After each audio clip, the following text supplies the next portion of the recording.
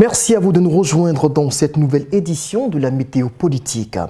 Pour les 26 prochaines minutes, nous parlerons des retombées politiques de la 34e édition de la CAN pour le chef de l'État ivoirien, le président Alassane Ouattara.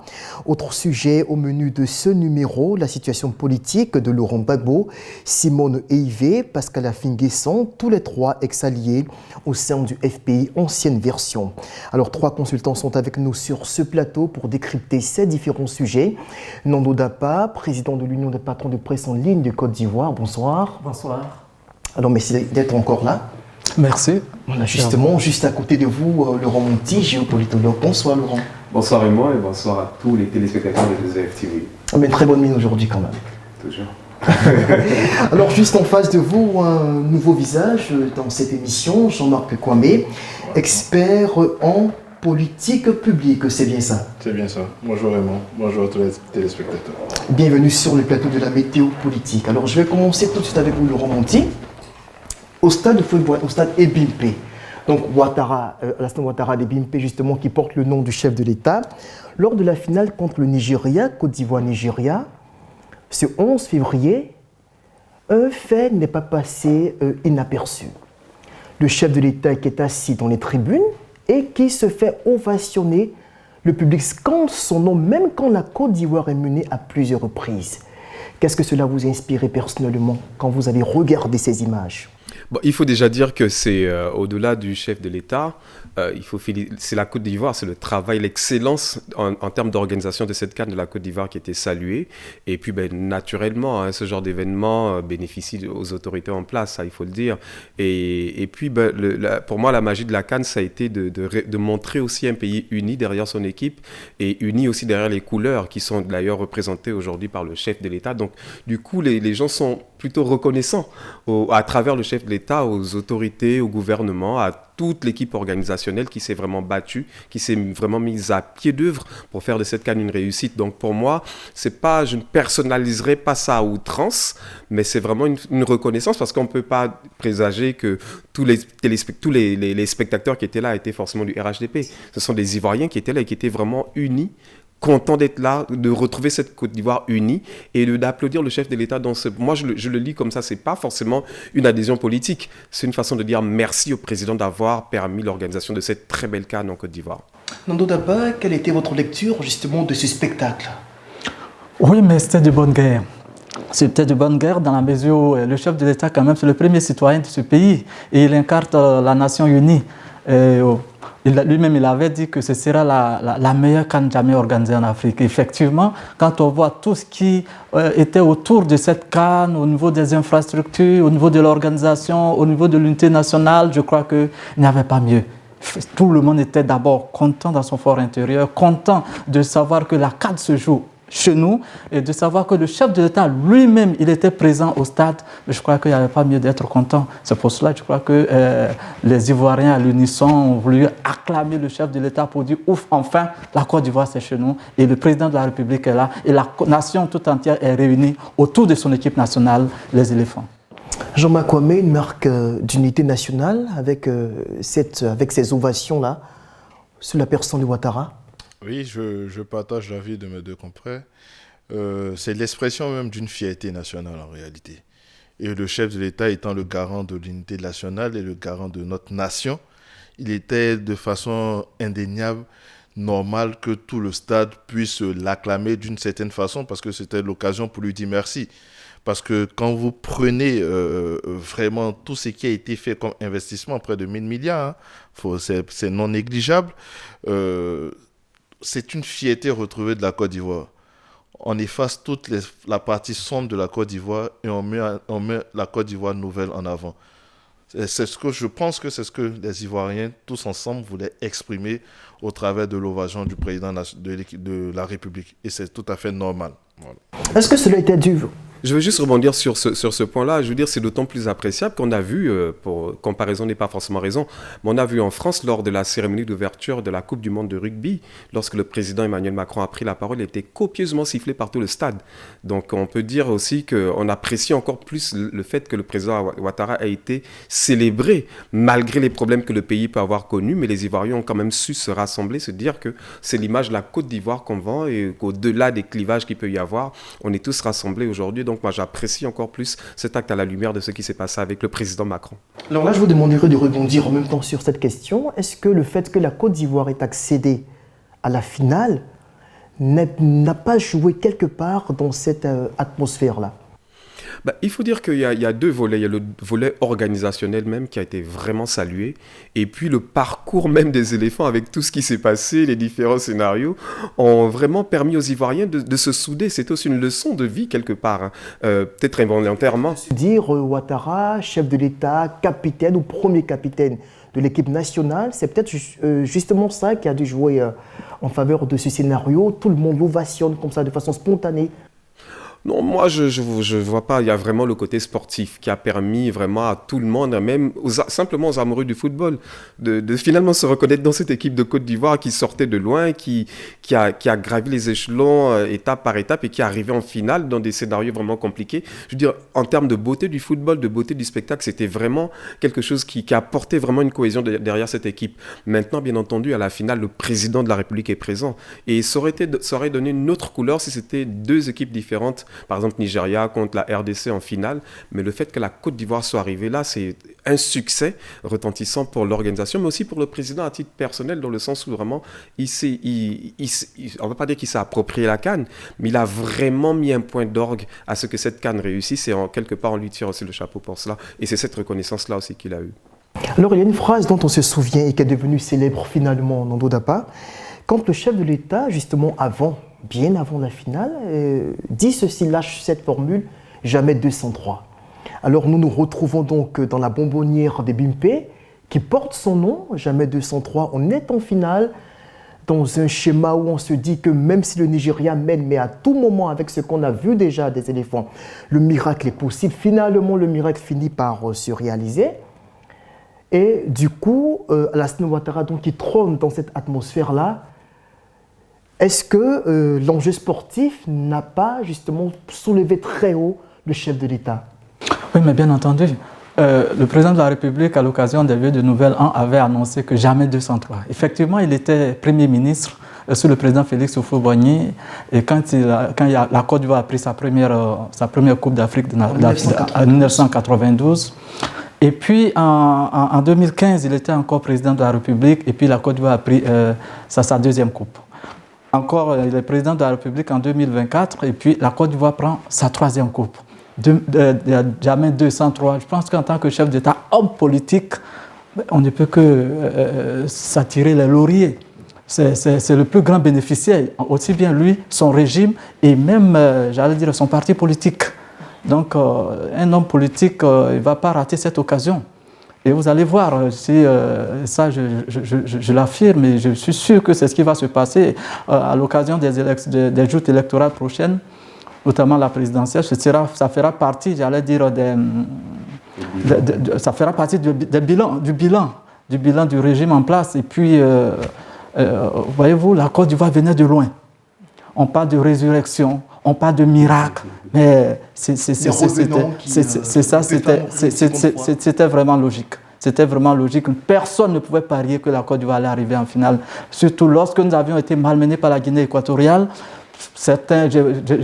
Lorsque je rentrais à la maison, il y a eu des jeunes dames qui ont lancé leur maillot dans ma voiture en disant que monsieur, prenez cadeau, je vous en fais cadeau. Et une autre qui dit, je prends mon maillot, je vais en faire une serpillière. Et puis voilà, aujourd'hui, des opérateurs économiques disaient même en son temps également que voilà, j'ai fait un stock de maillots, mais à qui je vais vendre ça? Voilà, donc, avec la finale, avec le trophée qu'on a obtenu, c'est tout un ensemble de services de la Côte d'Ivoire qui en bénéficient. Aussi bien les hommes politiques, aussi bien les opérateurs économiques et le citoyen lambda. Tout le monde est content parce que tout le monde tire le bénéfice de cette coupe. Et même, vous disiez tantôt que Est-ce que cela ne va pas jouer en faveur du président de la République? Mais bien entendu, Il n'a pas joué, ça joue et ça va tout le temps jouer en sa faveur. Pourquoi? Parce que vous avez vu les médias publics, quand la Côte d'Ivoire a pris la coupe, j'ai vu les médias publics, notre télévision nationale notamment, aller interroger les leaders d'opposition. Et j'ai vu un leader qui a dit, mais je remercie le président de la République, Alassane Ouattara. C'est l'opposition qui parle, voyons. Mais du coup, en la personne en la personne, bon, si vous voulez que je le cite, c'est Thiam. C'est le président du PDCI RDA qui a félicité le président de la République. Mais quand tu félicites ton adversaire de cette manière, mais tu lui donnes tous les avantages de gagner encore les prochaines élections. Et c'est normal que le président de la République, Alassane Ouattara, s'en félicite et qu'il profite de cette aubaine pour, n'est-ce pas, relancer sa machine électorale. Voyons. Il y a un élément justement sur lequel je voudrais qu'on revienne, c'est-à-dire qu'avant la finale, quand on a annoncé que le match était programmé pour être joué à Ebimpe, c'était vraiment la torpeur. Tout le monde se demandait encore Ebimpe, le stade maudit. On nous a infligé le fameux 4-0, la grosse gifle, inoubliable, historique gifle. Et on se disait, mais là, c'est clair qu'on va perdre. Et là, on part à Ebimpe avec un double défi, non seulement de remporter la CAN, mais aussi, comment est-ce que je vais le dire, de faire lever ce mythe-là de malédiction qui pèse sur ce stade, et on remporte. Votre avis là-dessus, Jean-Marc? Moi, je pense que la malédiction ne vient pas sur un seul match. Après, on a levé la malédiction lors de la demi-finale. Donc, je pense que l'enjeu sportif a réglé l'histoire de la malédiction. Mais derrière, au fait, il y a tout un bénéfice qui est acquis par le président de la République. Et ça, c'est indéniable. On ne peut pas se le cacher. Et ça fera partie, vraisemblablement, des grands projets phares qui seront lancés lors du bilan pour les élections présidentielles en 2025. Et comme mon confrère l'a souligné, les partis d'opposition même ont reconnu la meilleure organisation, la bonne organisation qu'il y a eu par le président de la République et son gouvernement. Donc, ça présage de ce que tout le monde est unanime, qu'il y a eu beaucoup d'efforts. Un président porte-bonheur. Voilà, beaucoup d'efforts. Un président porte-bonheur, voilà. Il n'y a jamais 203, peut-être qu'on va inventer, il n'y a jamais 403, 304, je ne sais pas. Mais voilà, il est le président porte-bonheur de la Côte d'Ivoire avec la CAN. Donc, c'est tout à fait normal. C'est tout à fait normal. Il y aura beaucoup de bénéfices à son encontre. Ça, on pourra pas lui enlever cela. Voilà. Alors, est-ce que les Ivoiriens avaient besoin de ce sacre dans le contexte de cherté de la vie, de difficultés, de resserrement socio-économique? Est-ce que cette canne-là, il la fallait pour la Côte d'Ivoire? Absolument, absolument. Mais je veux juste revenir sur ce que disait Nando Dapa tout à l'heure concernant Thiam, ses déclarations et que c'est un boulevard ouvert au président de la République. Je nuance un petit peu en disant qu'au contraire, moi je vois que Thiam, il a vraiment eu une posture d'homme d'État en reconnaissant tout ce qui a été fait. Il aurait pu dire, moi je suis opposant, mais on le voit dans beaucoup de pays, je suis opposant.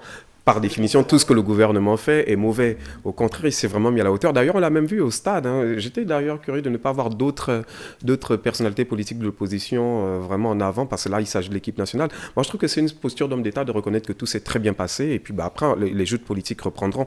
Pour revenir à votre question, je pense sincèrement qu'au vu du contexte qui a précédé la CAN, avec effectivement la vie chère et beaucoup d'autres revendications qui étaient portées sur la place publique, effectivement, les Ivoiriens, vous savez, Ivoiriens ou autres, on a toujours besoin de s'accrocher à quelque chose qui nous unit, qui nous permet d'oublier, de transcender un petit peu les clivages politiques, économiques et sociaux. Et je pense que vraiment cette CAN a permis. Et il faut pas négliger le fait que la dernière CAN organisée par la Côte d'Ivoire, c'est en 84. En 84, j'ai envie de dire, la majorité de la population ivoirienne n'était même pas née. Donc c'est vraiment quelque chose de nouveau, d'inouï et d'inédit pour toute cette jeunesse ivoirienne qui a vraiment vécu ce qu'on appelle une CAN. Et ça, ça, c'est vraiment à mettre au crédit effectivement du président de la République, puisque c'est lui qui a organisé avec tout le gouvernement. Et on avait vraiment besoin de cette victoire ici en Côte d'Ivoire pour que la fête se termine de la plus belle manière. Comme on dit, hein, on a ouvert avec une victoire, on a fermé aussi par une victoire. Comme le disent les Ivoiriens, on gagne quand on veut, on perd aussi quand on veut.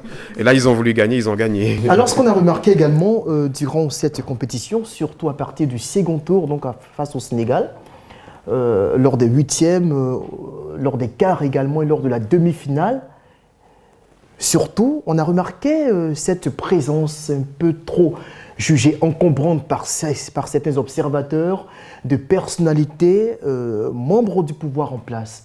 On a vu la présidente du Sénat, le ministre Kobena Adjumani, le chef du Parlement, Adama Bektokou. En fait, tout le monde était, ils envahissaient pratiquement la pelouse, dans les vestiaires avec les joueurs. Certains ont estimé que c'était un peu trop. C'était un peu trop, la récupération politique était un peu trop manifeste. On ne donne pas votre avis là-dessus? Oui, mais écoutez, je crois que c'est de bonne guerre. Hein. C'était dans la logique des choses. C'est le régime qui est en place. C'est sous ce régime que la CAN a été organisée en Côte d'Ivoire et c'est sous ce régime que les choses semblent réussir pour la Côte d'Ivoire, mais on ne peut pas faire autrement. Il faut montrer qu'effectivement, c'est nous qui sommes là, c'est le RHDP, et c'est nous qui sommes les cadres du RHDP, c'est nous qui avons contribué, c'est nous qui sommes au premier rang et qui avons fait que la CAN a réussi. Et c'est le président de la République, le président de notre parti, et nous sommes son commando, et donc nous sommes donc à la manette. Je crois que c'est ce que je disais tantôt, chacun tire les lauriers de cette victoire. La victoire a plusieurs paires. Tout le monde se dit, j'allais dire, auteur de cette victoire. Et on a vu le ministre Adjumani, comme vous le disiez tantôt, il a même porté à dos un joueur, Simon Adingra. Il disait que c'est mon neveu. Ah, voilà. Bon, c'est son neveu. De la même région que lui. Effectivement, ils sont de la même région. C'est normal. Et on a vu même après la victoire, les députés ont reçu les joueurs. Chaque député a reçu le joueur de sa commune pour le célébrer. Tout cela, c'est pour dire que déjà, ils annoncent les couleurs de 2025. Ils annoncent les couleurs de 2025 et chaque cadre du RADP va donc utiliser cette victoire pour battre campagne. Et c'est ce qui a commencé. Alors, je sens que Laurent a envie de réagir, mais juste avant, permettez-moi de passer la parole à Jean-Marc Kwame. Jean-Marc Kwame, ce spectacle-là, de façon répétitive, qu'est-ce que cela vous a inspiré personnellement? Non, je pense que, pour ma part, je pense que là, ces personnalités-là ont levé la carapace de la personnalité politique et ont juste porté la carapace du citoyen qui est amoureux du football, qui a la possibilité d'aller sur le stade, embrasser les joueurs. Un moment, il faut arrêter un peu avec tout le calcul politique. Ça, vous ne voyez pas une manœuvre de récupération politique? Je ne vois nullement une manœuvre de récupération qui empêchait le directeur de protocole du président Laurent Gbagbo d'aller embrasser son neveu. Personne. En l'occurrence, Sébastien Halet. Personne. Mais c'est des personnes qui sont allées de façon inopinée, remplies de joie. Oui, de façon spontanée. Mais non, je pense pas. Je pense vraiment pas. Après, il y a la statue de l'État. Quand vous prenez le ministre d'État, ministre de l'Agriculture, Adjumani, qui met à dos Simon Adingra, d'aucuns pourront dire que c'est quelque chose de ridicule. Mais il y a aussi une portée. Il a expliqué. Ils sont de la même région, mais la famille Adingra est une famille royale. Et lui, il porte le roi. Donc c'est un signe d'humilité. Moi, je peux le prendre comme ça. D'autres le savent pas. Voilà, absolument. C'est l'une des explications plausibles à laquelle on peut s'attacher. Alors, Laurent Montier, on va boucler sur le sujet en parlant rapidement des retombées politiques pour le président. De façon définitive, qu'est-ce qu'on peut retenir à votre sens? Je vais rebondir un petit peu sur ce qui était... En 30 secondes pour rebondir et 1 minute pour répondre à la question. Adingra n'était pas très lourd. Hein, mais je veux dire, ce n'est pas le RHDP qui a organisé la CAN, hein, ça il faut le dire. C'est la Côte d'Ivoire qui a organisé la CAN, l'État de Côte d'Ivoire au nom de tous les Ivoiriens. Donc il n'y a pas un parti qui peut se targuer de dire que c'est nous qui avons organisé. Ça, il faut vraiment que ça soit très très clair. La CAN était organisée au nom de tous les Ivoiriens, donc en votre nom en l'occurrence. Moi je pense effectivement, là je suis d'accord, qu'il y a des retombées politiques, hein, voulues ou pas voulues. Il y a des retombées politiques lorsqu'on organise un événement de cette ampleur, de cette envergure. d'envergure. Et forcément, le président de la République, si jamais il se présentait pour un nouveau mandat, ça sera dans son bilan. Et si c'est un autre candidat du RHDP, il pourra faire jouer aussi ce bilan-là d'avoir organisé ce qu'on qualifie aujourd'hui comme la plus belle CAN de l'histoire. Donc ça, c'est pas rien. Et en plus que la Côte d'Ivoire l'ait remporté, c'est pas rien également. Mais au-delà de ça, je pense que très bientôt, les joutes politiques vont reprendre. On va se rendre compte que la CAN n'a pas réglé le problème de la vie chère. Les Ivoiriens vont reprendre leur train quotidien. Et on va y revenir. Mais il faut capitaliser au maximum sur cette cohésion nationale qui a été créée à la faveur de cette CAN. Alors, Nando Dapa, en 40 secondes, est-ce que cette CAN vaut un 4e mandat? Ben, je vais pas jusqu'à dire que cette CAN vaut un 4e mandat parce que un mandat ne se limite pas à l'organisation d'une CAN. Mais je crois qu'il faut, pour une fois, la Côte d'Ivoire a pu mettre en berne quand même ces différends, a pu mettre en berne ces clivages, j'allais dire, politiques, et puis les tiraillements, et puis les difficultés sociales, les difficultés économiques. Pour une fois, pendant un mois, on a mis tous nos problèmes dans le tiroir et on s'est égayé un peu. En tout cas, tout ça, c'est à l'actif de la CAN. Je pense qu'on doit s'en féliciter. Jean-Marc Kwame, votre dernier mot là-dessus, en quelques secondes, avant de passer à la pub. Ben, je suis d'avis avec mes confrères. Hein. C'était une belle CAN. C'était la CAN de la Côte d'Ivoire. C'est chez nous. La CAN est restée, Dieu merci. C'est au mérite du président de la République, de son gouvernement, parce qu'il n'aurait pu ne pas faire tous ces investissements. Donc, d'une certaine façon, ça va profiter à ce gouvernement. Mais aussi, comme Nando a pu le dire, un nouveau mandat ne se résume pas à une CAN. Il y a bien plus que ça. Mais profitons déjà, et pour le moment, de toute cette unité nationale. J'espère que nous allons demeurer dans cette unité. On attend d'ici la fin du mois les fameuses annonces. Mais profitons encore de la victoire et de toute l'organisation de la période de la CAN 2023. Voilà. Alors on marque une pause commerciale, on revient juste après.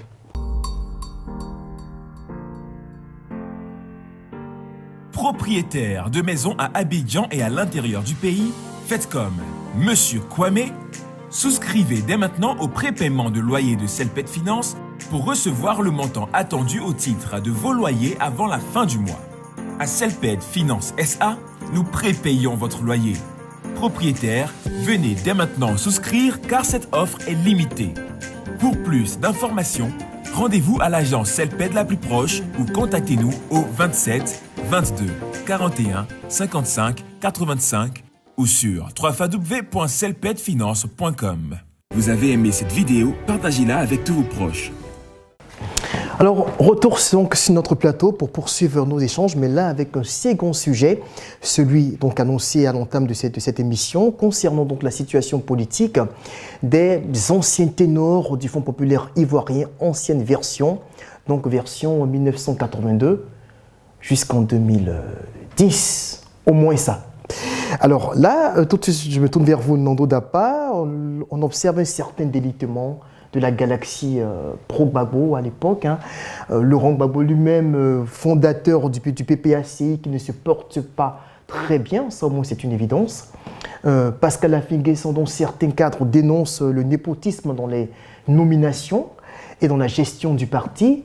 Et Simone Gbagbo également, enfin Simone Eivé, puisqu'elle n'est plus Gbagbo officiellement, Simone Eivé, dont certains cadres font carrément dissidence et annoncent donc un congrès pour former un autre parti politique. En tant qu'observateur averti de la scène politique ivoirienne, votre lecture de ce qui est en train de se passer dans l'ex-camp Gbagbo? Ben, écoutez, vraiment, je dirais peut-être dommage de savoir que quand même l'ancien parti, l'ancienne formation politique qui était à l'époque la formation politique la plus importante et qui faisait basculer les opinions, parce que c'était l'opposition dans toute sa dimension.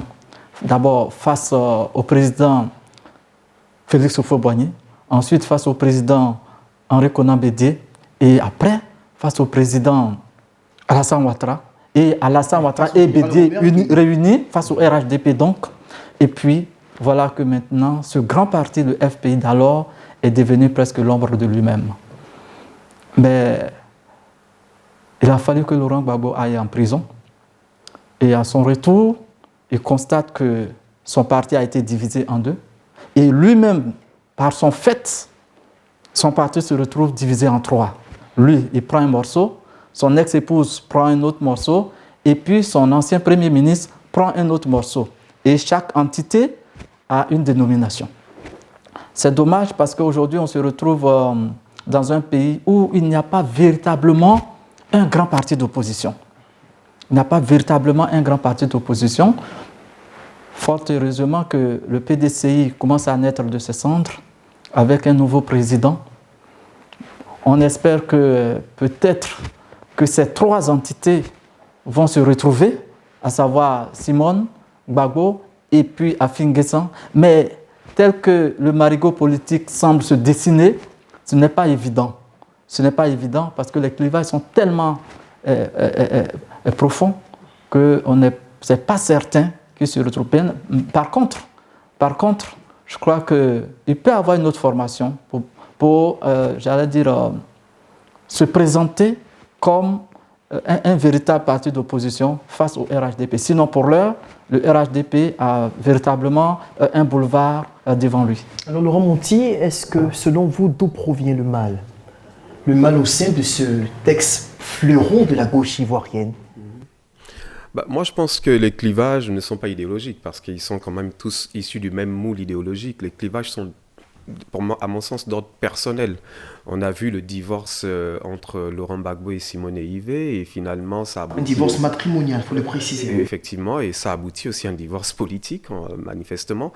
Lorsque Laurent Gbagbo est rentré, il a voulu reprendre même le FPI. On a vu un petit peu les divergences qu'il y a eu avec Pascal Afin Guessan. Donc je pense que dans le fond, ce n'est vraiment pas un divorce idéologique, c'est vraiment des questions d'ego, de questions de personnes qui n'ont pas pu se mettre d'accord en raison de certaines divergences. Et puis, il faut dire aussi que l'entourage de chacune de ces personnalités n'a pas aidé, ce qui est vraiment malheureux parce que je pense que le retour de Laurent Gbagbo en Côte d'Ivoire a suscité beaucoup d'espoir, notamment pour ses militants, et de voir qu'aujourd'hui, il n'a pas su rassembler sa famille politique, il n'a pas su rassembler tout le monde autour du FPI historique. On est parti sur le PPACI, ce qui peut s'entendre dans le contexte qu'on a vu. On voit aussi le MGC de Simone Ivé. Donc ça donne vraiment une impression d'une famille qui est éclatée et qui n'arrive plus à se retrouver, même à se reparler. Et on peut aussi parler de Charles Blé Goudé, qui a aussi, lui, son parti. Même s'il n'a jamais été membre du FPI, il faut le préciser. Oui, mais il y a une filiation quand même politique avec Laurent Gbagbo. Et moi, par contre, je trouve quand même que le fait que le PDCI ait su traverser la transition de Bédié à Thiam montre quand même que derrière, on a un parti politique qui aurait pu s'éclater aussi, comme on le voit avec le FPI, mais qui est quand même resté uni malgré les divergences internes qui existent au sein du PDCI RDA. Mais ils ont quand même su se dire que c'est un parti historique qui a toute une histoire et qui est porteur quand même, qui est porteur de la vision de Houphouët-Boigny et le père de la nation, et qui se dit que le parti ne peut pas donner ce genre de spectacle. Et je pense que derrière, peut-être que tout ce délitement auquel on assiste avec le parti de Laurent Gbagbo peut peut-être profiter au PDCI RDA, qui apparaîtrait comme un parti beaucoup plus responsable, solide sur ses bases et qui pourra faire face au RHDP. Attendons éventuellement, pourquoi pas, l'émergence d'autres forces politiques dans le microcosme politique ivoirien pour les années à venir. Jean-Marc Kwame, est-ce qu'un tel groupe d'acteurs politiques peut espérer revenir au pouvoir? Sinon, est-ce que la gauche ivoirienne, là je repose ma question, est-ce que la gauche peut espérer reconquérir le pouvoir en 2025? Ça va être très difficile. Parce que nous sommes dans une période, on va prendre, si nous situons la période avant Cannes, où nous avions plein de sujets sociaux sur lesquels généralement sont des sujets portés par la gauche. La cherté de la vie, la corruption, les malversations et autres. Et on n'a quasiment aucun parti de gauche qui met en avant cela. Et même quand ils le font, il n'y a même plus de force de proposition. À titre personnel, je ne crois plus en un retour de la gauche ivoirienne aux affaires d'État pour le moment. Parce que comme on a pu le dire, ce n'est pas une séparation idéologique, c'est une séparation de personnes. Mais quand, à votre niveau, vous n'arrivez pas à montrer une certaine cohésion de famille, n'espérez pas diriger toute une nation. Ce n'est pas possible. C'est une mauvaise image déjà que vous donnez de votre famille politique. Vous n'arrivez pas à vous entendre, vous n'arrivez pas à vous parler. Surtout que ce n'est même pas une séparation idéologique, c'est une séparation de personnes. Moi, personne ne peut me convaincre à ce stade-là. Tu n'arrives pas à te parler dans ta famille et tu veux que moi je te donne ma voix, c'est même pas possible. Et là, c'est bien dommage parce qu'on aurait voulu, d'un véritable parti d'opposition de gauche, à partir de cette année où les joutes politiques vont reprendre. Mais malheureusement, on n'aura pas. Même s'il faut aussi, on a occulté un acteur très important dans l'ex-FPI, Mamadou Coulibaly, qui a fondé le leader et qui était quand même le numéro 2 du parti. À l'époque, le leader, bon, enfin après, avec tout ce qu'il y a eu tellement de chamboulements. Le leader qui n'existe plus. On va mettre même à chacun en 10 comptes quand même de dire un dernier mot. On commence avec vous, Laurent Monti. On commence avec vous, on a commencé avec vous, donc on referme également avec vous comme les Ivoiriens à la canne. Allons-y. Ben, moi, je trouve que la vie politique, les partis politiques rythment la vie politique. Et donc, je ne pense pas que, même pour le RHDP, qui a intérêt à ce que l'opposition soit totalement émiettée, totalement affaiblie, mais ce n'est pas au RHDP de venir relever l'opposition. Donc, je pense qu'il faut pouvoir, s'ils arrivent à passer au-dessus de leurs égos, à passer au-dessus des querelles personnelles et de se dire qu'on veut reconquérir le pouvoir, donc il va falloir s'asseoir, parler pour des gens qui se connaissent depuis plus d'une trentaine d'années quand même. On se dit qu'ils peuvent quand même arriver à se parler, mais les intérêts sont faits. Et puis quand on analyse aussi le spectre politique qui est issu de chaque élection, on se voit quand même que le RHDP est aujourd'hui dominant et que sans unité de l'opposition au sens large, un PDCI et toute la constellation Gbagbo, j'ai envie de dire, sans leur unité, ce sera très très difficile de reconquérir le pouvoir. Mais pour la vitalité de la démocratie, il faut qu'ils arrivent à redonner un petit peu du sens à leur engagement politique. Non, Dapa. Oui, le président Henri Konan Bédié disait que la politique, c'est l'appréciation des réalités du moment. J'avoue que, comme le disaient mes deux confrères, c'est difficile à l'état actuel de présager d'une opposition qui pourrait, n'est-ce pas, prendre le pouvoir face au RHDP. Et cependant, sait-on jamais. Parce qu'avec tous ces partis d'opposition qui sont nés dernièrement, si eux tous se rassemblent autour d'un idéal commun, autour d'un leader, autour d'un parti phare, je pense qu'il peut faire basculer les choses. Si, j'allais dire, Gbagbo, Simone, Afi et d'autres partis d'opposition se mettent ensemble autour du PDCI-RDA qui actuellement paraît le plus sérieux, le plus solide, le plus implanté, peut faire, n'est-ce pas, basculer le RHDP. Et puis, il faut quand même féliciter le RHDP au pouvoir. C'est quand même l'un des partis en Côte d'Ivoire qui, depuis son accession, a pu, n'est-ce pas, éteindre un tant soit peu l'opposition.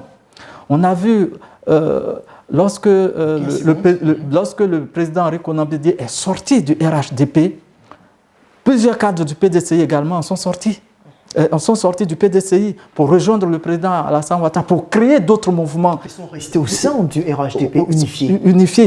Ils ont créé d'autres mouvements. Mais le président Alassane Ouattara a vite fait d'éteindre tous ces mouvements, tels que le mouvement de l'ancien Premier ministre, PDCI, sur les traces de Feu Boigny, PDCI Renaissance, et tout ça. Le président Alassane Ouattara a vite fait d'éteindre ces mouvements. Et tout ça, c'est à son actif. Ça a évité d'autres problèmes. Et il faut féliciter également le PDCI-RDA qui a pu rester, malgré tout ce vent tumultueux qu'il a agité, mais qui est resté de marbre. Il faut féliciter ce parti. Et je crois qu'avec ce nouveau président qui est arrivé, s'il a su réunir tous les partis autour de lui, je pense que le PDCI pourrait constituer le parti d'opposition important face au RHDP en 2025. Très bien. Alors Jean-Marc Comé, votre conclusion, 30 secondes. Je pense que, comme tout le monde, que la vie politique ivoirienne a besoin d'une gauche et d'une gauche rassemblée. Cela est nécessaire parce que quand nous prenons le positionnement idéologique du RHDP et du PDCI, ce sont ces deux partis-là qui dominent actuellement l'aspect politique ivoirienne. On va être un peu sur d'un parti libéral ou peut-être un parti de centre-droit, en l'occurrence le PDCI, si on peut le qualifier ainsi, On n'a pas d'existence d'un parti de gauche. C'est nécessaire pour réorienter les débats. C'est nécessaire pour s'approprier un certain nombre de débats dont les Ivoiriens ont besoin qu'on puisse les mettre en avant. Et il faut, alors dans ce cas, éteindre un tant soit peu tous les égos. C'est là que je suis entièrement d'accord avec Nando. Il faut la force d'un caractère, d'un leader qui va faire taire tout cela. Le président Ouattara l'a réussi. Il faut aussi que le président Gbagbo, ou je ne sais qui, à ce niveau-là, puisse faire taire tout et réunir autour de lui toutes ces personnes, tous ces mouvements-là, et faire une véritable force de proposition pour que vraiment 2025, on ait le choix. Absolument. 2025, c'est encore un peu loin. Il y a quand même un an qui nous sépare de la présidentielle. Oui, mais bon, enfin, nous y sommes déjà pratiquement. Et sur ce, on va donc terminer donc ce numéro de la météo politique. Merci à tous de votre attention et on se dit au revoir et à très bientôt.